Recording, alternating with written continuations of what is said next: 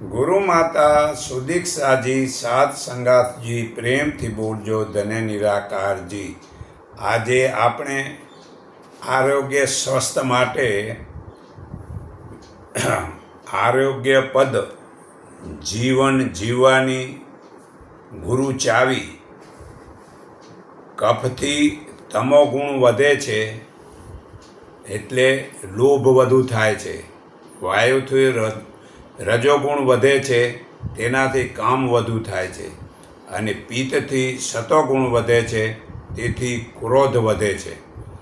સર્વમાં સમાન પ્રકૃતિ સર્વશ્રેષ્ઠ છે.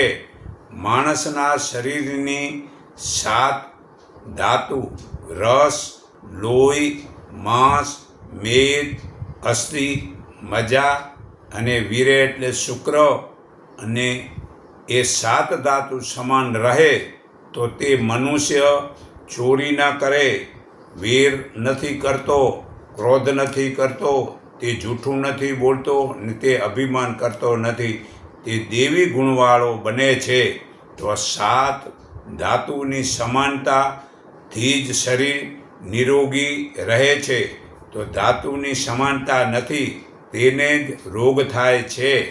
તો શરીરને કેટલા પ્રકારના ભોજનની જરૂર હોય છે તો સાંભળો. એક નત્રજ એટલે પ્રોટીન, બીજું શર્કરા એટલે કાર્બોહાઈડ્રેટ્સ અને ચરબી એટલે ફેટ. આપણે જે ખાઈએ છીએ તેમાંથી આ ત્રણેય અલગ માત્રામાં મળે છે. તો ઘઉં, ચોખા જેવા ધાન્યોમાં શર્કરા વધુ હોય છે. માંસ અને કઠોળમાં પ્રોટીન વધુ હોય છે. અને માખણ તથા તેલના આહારમાં ચરબી વધુ હોય છે.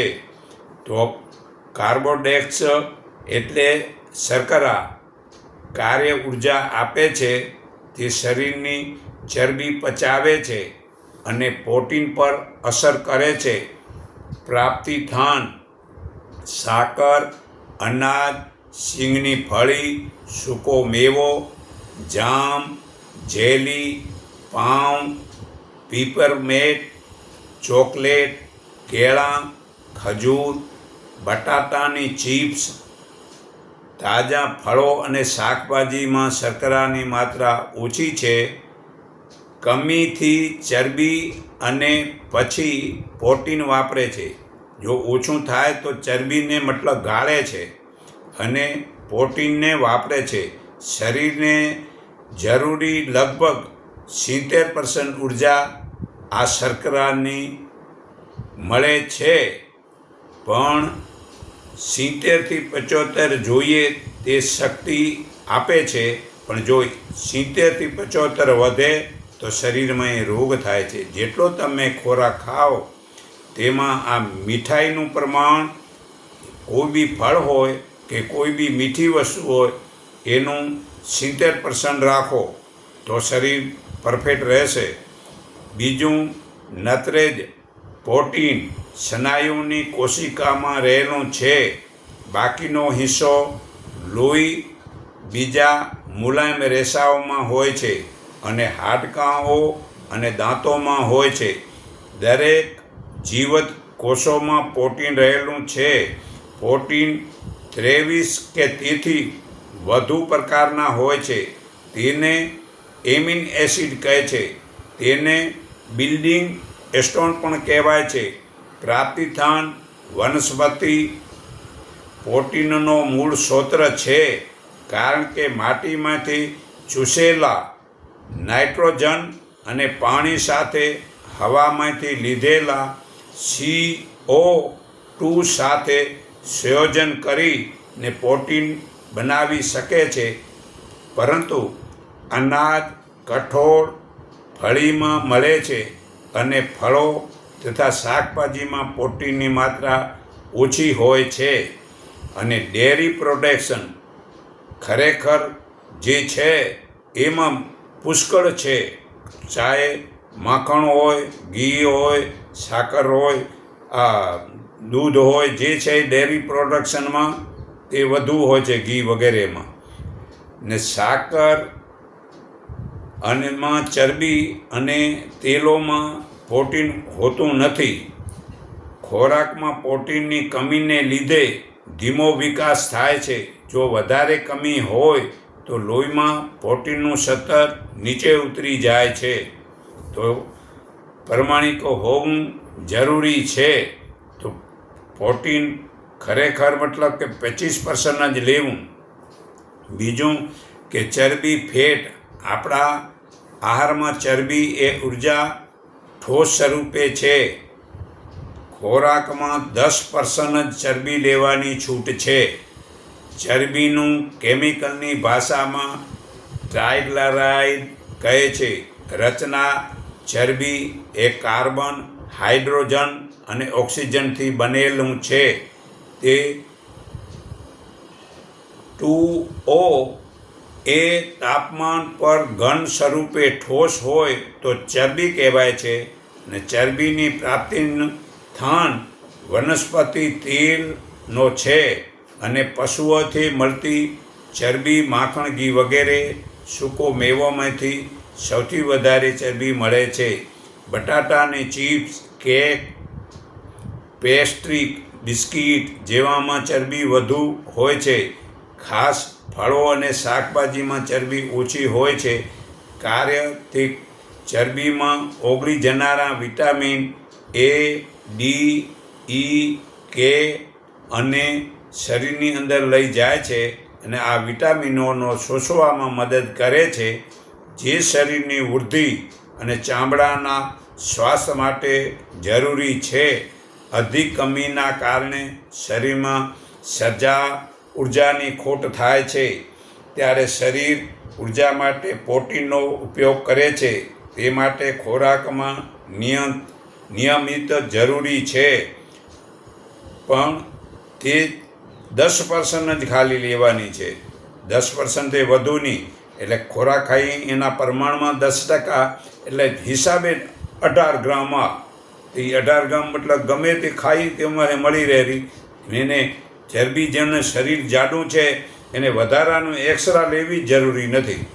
તો આ ચરબી વધે તો હૃદય અને પાચન બગડે છે, શરીરમાં બોજ આવી પડે છે.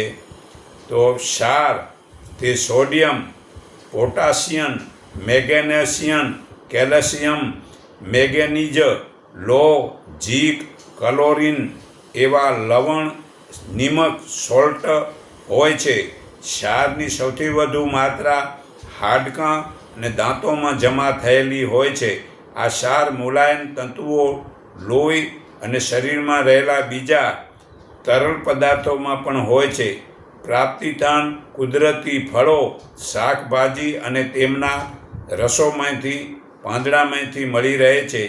કમીના કારણે બ્લડ પ્રેશરમાં પણ વધઘટ થાય છે, હાડકાં નબળા પડે છે, હૃદયના ધબકારામાં ફરક પડે છે, રોગ પ્રતિકાર શક્તિ ઓછી થાય છે અને નબળાઈ લાગે છે. તો આ ક્ષાર દરરોજ મનુષ્યને 3 ગ્રામથી વધારે ન લેવો, અથવા જો કુદરતી રાંધ્યા વગર કાચું ખાય છે એને 3 ગ્રામ જેટલું ક્ષાર એ કાચી વસ્તુમાંથી મળી રહે છે. એને એક્સ્ટ્રા લેવાની કોઈ પણ જરૂર નથી. મારો અનુભવ છે, મેં 3.5 મહિના સુધી નિમક ખાધા વગર લીધું તો પણ શરીરમાં મુગા રોગ મટી ગયા હતા. તો આહારમાં antioxidant, vitamin A, beta carotene અને વિટામિન C અને વિટામિન Eથી શક્તિ મળે છે. જે વિટામિન A, C અને E બરાબર લેવાથી ફેફસાનું કેન્સર, એન્જાઇના અને હૃદય રોગ ઓછા થાય છે અને તેનું આયુષ્ય વધી જાય છે. તો વિટામિન A 2 પ્રકારનું હોય છે. એક દૂધ અને માંસથી વિટામિન A રેટિનોલ કહેવાય છે. ફળ અને શાકભાજીમાંથી મળતા વિટામિન A ને બીટા કેરોટીન કહેવાય છે. તો બીટા કેરોટીન એન્ટીઓક્સિડન્ટ તરીકે કામમાં આવે છે. તેની કમીને કારણે ચામડી અને આંખોમાં સામાન્ય થઈ જાય છે. સામાન્ય એટલે હલકા થઈ જાય છે અને સ્વસ્થ હાડકાં તથા દાંતોમાં રક્ત ઊભી થાય છે. જો કમીનો ઈલાજ સમયસર ન થાય તો વ્યક્તિ પૂરેપૂરો અંધ થઈ જવાનો સંભવ છે. ભારતમાં અંધત્વના કારણોમાંથી સૌથી સામાન્ય વિટામિન એની કમી છે. તો બીટા કેરોટીન રંગીન ફળો અને શાકભાજીમાંથી મળે છે, જેમાં કે તાંદળજો, રંજકો, છબર, ઘઉંના જવારા, પાલક, કોથમરી એટલે ધાણા લીલાને, ગાજર, સરગવાની શીંગ, કોબી, કેરી, પીચ, પપૈયું, ટમેટાં વગેરે આ શરીરમાં આ બીટા કેરોટીન વિટામિન એમાં પરિવર્તિત થઈ જાય છે ને બીટા કેરોટીન રાંધવાથી અલ્ટ્રાવાયોલેટ કિરણો નષ્ટ નથી છતાં 50% બીટા કેરોટીન શોષાઈ જાય છે, 50% રહે છે. પણ જો કાચું ખાઓ તો પૂરા 100% એ વિટામિન મળે છે. તો એક પુખ્ત વયના વ્યક્તિને પ્રતિદિન 24 મિલીગ્રામ બીટા કેરોટીન વડે જરૂર પડે છે. પુખ્ત વયના માણસોને 24 મિલીગ્રામ આ બીટા કેરોટીનની જરૂર પડે છે. તો વૃદ્ધ પામતા બાળકો, ગર્ભવતી સ્ત્રીઓ અને બીમાર લોકો માટે તેની જરૂરિયાતની માત્રા વધારે હોય છે. બીટા કેરોટીન 2 કામ કરે છે.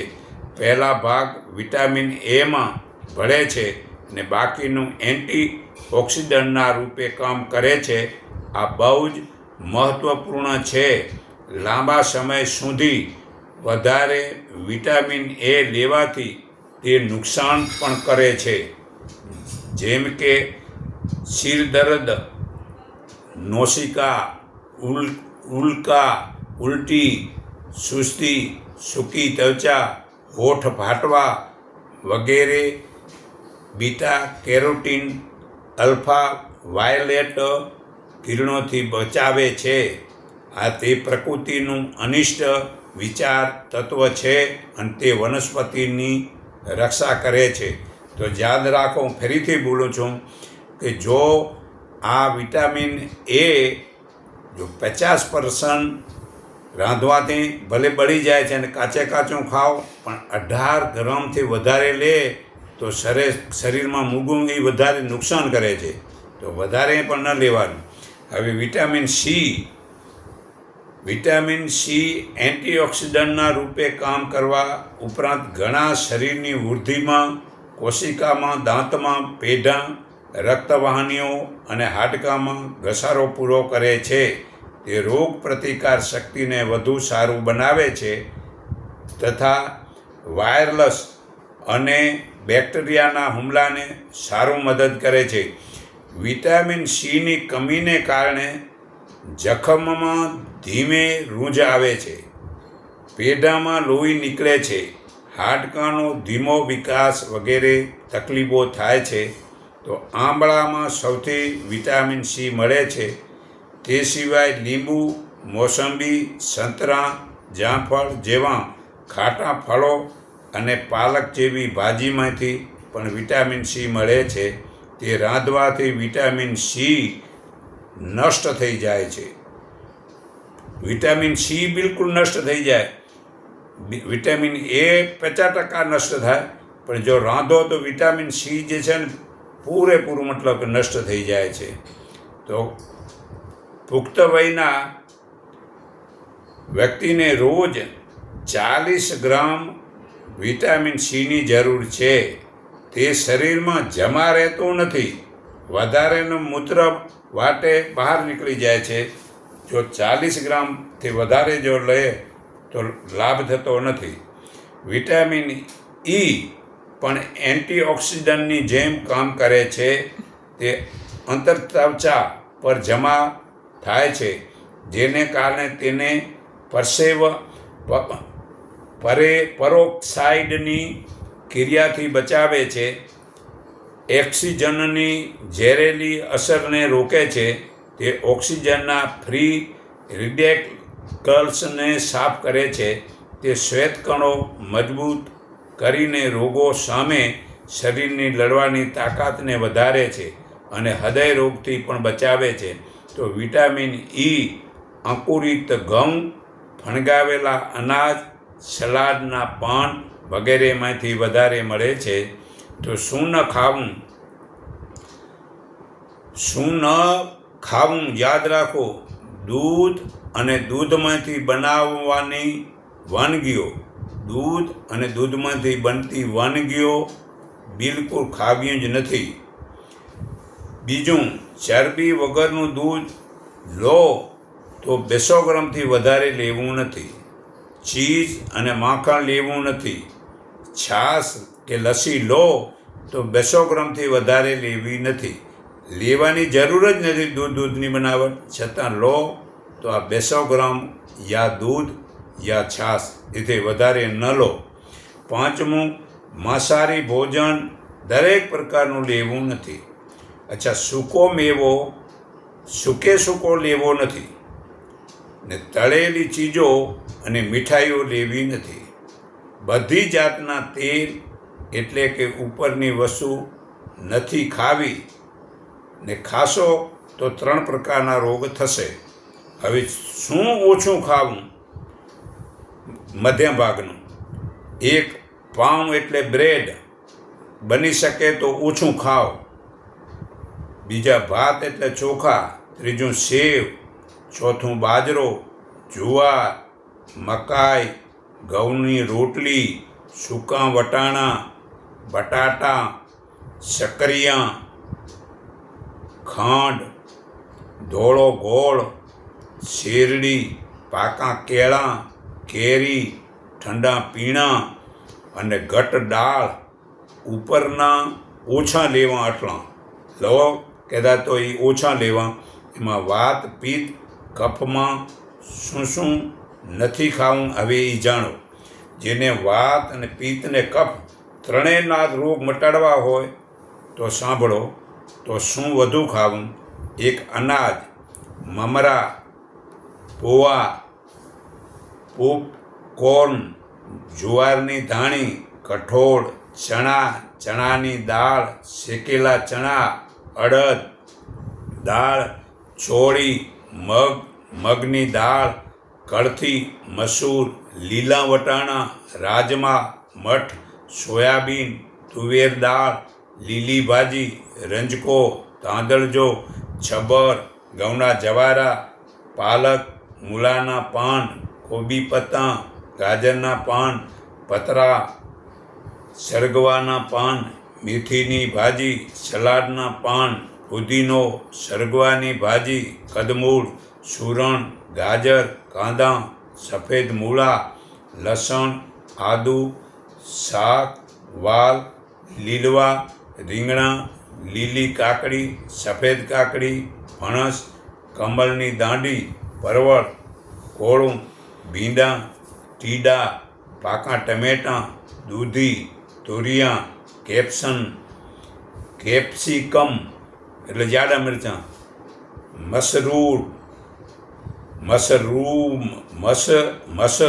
મશરૂમ કેને કહેવાય ખબર હોય? કે જે વરસાદમાં છત્રીઓ થાય ને જ્યાં, મતલબ આમ સાઈડમાં, એને મશરૂર કહેવાય. ફળો ને સફરજન, જામફળ, લીંબુ, સંતરા, નારંગી, તરબૂચ બહુ પ્રમાણમાં ઓછું લો ને પાકું પપૈયું, અનાનસ, ચીભડું ઓછા લો ને પાકા ટમેટાં લો. તે વધુ લઈ શકાય છે. તો હૃદય રોગ થયા પછી દવા વગર અને ઓપરેશન વગર તંદુરસ્તી તથા જીવનશક્તિ પાછી મેળવવા માટે બાયપાસની જરૂર નથી. હૃદય રોગમાં અજ્ઞાનતાના ખોટી માહિતી અને અધકચરી જાણકારી અગત્યનો ભાગ ભજવે છે. આપણું માનવ શરીર એ એક અદ્ભુત મશીન છે અને તે તંદુરસ્તીથી પોતાનું અસ્તિત્વ ટકાવી રાખવા માટે યોગ્ય પોષણ અને કાળજી માગે છે. તો માટે ઉપર મુજબનું ખાવાથી તંદુરસ્તી મળે છે. તો હૃદય રોગને મટાડવામાં 5 સરળ નિયમ છે. 1. જાણકારી માહિતી મેળવી લો જે અનુભવી છે તેની પાસે. 2. ટેન્શન ઘટાડો. 3. ખોરાકમાં ફેરફાર કરો. 4. યોગ અને ધ્યાન કરો. 5. વ્યાયામ કરો. તો ડૉક્ટર બિમલ છાજર પાના નંબર 1985 પછીના 1985 પછીના વર્ષોમાં તેમણે 7,500 હૃદય રોગીઓને બાયપાસ સર્જરી કે એન્જિયોપ્લાસ્ટી વગર સારા થવામાં મદદ કરી છે. તો હૃદય રોગથી મુક્તિ માટે ઝીરો ઓઇલ ખોરાકમાં ફેરફાર કરો. ચોક્કસ સારું હકારાત્મક પરિણામ મળે છે. સારું પરિણામ મળે છે અને હૃદય રોગ મટે છે. તો વિરુદ્ધ આહાર છોડી દો. જે એક સાથે એક સમયે પરસ્પર વિરુદ્ધ ગુણવાળો આહાર લેવો એ વિરુદ્ધ આહાર વળી પાચનમાં વળી ભેગા થઈને રોગો કરનારા એકથી વધુ દ્રવ્યોને વિરુદ્ધ આહાર કહેવાય છે. વિરુદ્ધ આહારથી રોગો થાય છે. એટલા માટે નિરોગી રહેવા માગતા લોકોએ વિરુદ્ધ આહાર લેવો નહીં. વિરુદ્ધ આહાર જઠરાગ્નિને પ્રદીપ્ત હોય તેને શિયાળામાં કે ઠંડા પ્રદેશમાં રહેનારને, મહેનત કરનારને, વિરુદ્ધ આહારથી ટેવાયેલાને, ઓછા પ્રમાણમાં લેનારને નડતો નથી અથવા ઓછો નડે છે. છતાંય વિરુદ્ધ આહાર લેવો એ હિતકાર સારું નથી. તો તાવ, સોજો, રક્તપિત્ત, પાંડુ, લોહી વિકાર, દારોગી, દહીં ખાવું નહીં. રાત્રે દહીં ખાવું નહીં. ગરમ કરી ખાવું નહીં. વધુ પ્રમાણમાં દહીં ખાવું નહીં. મધ અને ઘી સરખા લેવા નહીં. કાં મધ બેમણું લો કાં ઘી બેમણું લેવું. કોઈની સાથે શું ન લેવાય. દૂધ સાથે કેળાં, ખજૂર, લીંબુ, પપૈયા વગેરે ફળો ન ખવાય. દૂધ સાથે ગોળ, લસણ, ડુંગળી, મૂળા, ગાજર, તુલસી, આદુ ન લેવાય. તથા દૂધ સાથે દહીં, છાશ, કઢી, ઢોકળા, અથાણાં વગેરે ખટાશ ન લેવાય. તથા દૂધ સાથે માંસ, મચ્છી, ઈંડા, કોડા લીવર ઓઇલ ન લેવાય. આ વિરુદ્ધ છે. તો ત્રિદોષમાં શું? દહીં સાથે ગોળ, દૂધ, મૂળા અને કેળા વિરુદ્ધ છે. ગોળ સાથે મૂળા, તેલ, લસણ, અડદ, દૂધ અને દહીં વિરુદ્ધ છે. ઘી અને મધ સરખે ભાગે ન લેવાય. કાં ઘી અને મધ સાથે લેવાનું હોય તો કાં તો ઘી ડબલ લેવું અથવા મધ ડબલ લેવું. ખાસ યાદ રાખો કે એલ્યુમિનિયમના વાસણનું ખાવું તે વધારેમાં વધારે વિરુદ્ધ આહાર છે. અને આજે હોટલોમાં અને મોટા જેટલા રસોડા થાય છે, ચાહે ગામના હોય કે ચાહે લગ્નના હોય, એમાં બધા એલ્યુમિનિયમના વાસણનું રાંધે છે. અને આ એલ્યુમિનિયમનું વાસણ રાંધેલું ખાવું એ મોટામાં મોટો વિરુદ્ધ આહાર છે. આ બ્રિટિશ લોકો જ્યારે ભારતમાં આવ્યા તે ભારતના નાગરિકો જે છે ને શક્તિશાળી હતા, તે એમને વિચાર્યું કે આને કમજોર નબળા કેમ બનાવવા. તો એમને 2 જ ઉપાય કરો. એક, એલ્યુમિનિયમના વાસણમાં રાંધી ખવડાવો અને બીજે નંબર ચા પીવડાવો.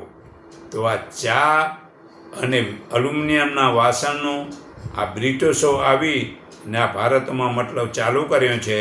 અને આજે તમામ સમાજના પિત્તળના અને ત્રાંબાના જે બકડીયા હતા તે વેચી કાઢ્યા અને બધાએ એલ્યુમિનિયમના લઈ લીધા છે અને એનો આહાર કરે છે અને રોગ થાય છે. તો વિરુદ્ધ આહારથી શું થાય છે?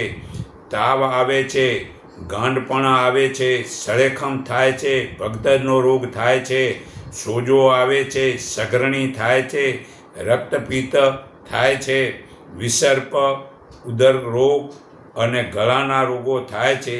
તથા કોટ, ખસ, દાદર, ખુજલી, કરોળિયા, વિદ્રધી અને ગુમણા વગેરે ચામડીના રોગો થાય છે, તો હું સર્વના હૃદયમાં રહેલ પરમપિતા પરમાત્માને હું મારા હૃદય ભાવથી નમન કરું છું કે એકને ઓળખો, એકને માનો ને એક સંગઠિત થાવ. એટલું કહી હું મારી વાણી વિરામું છું.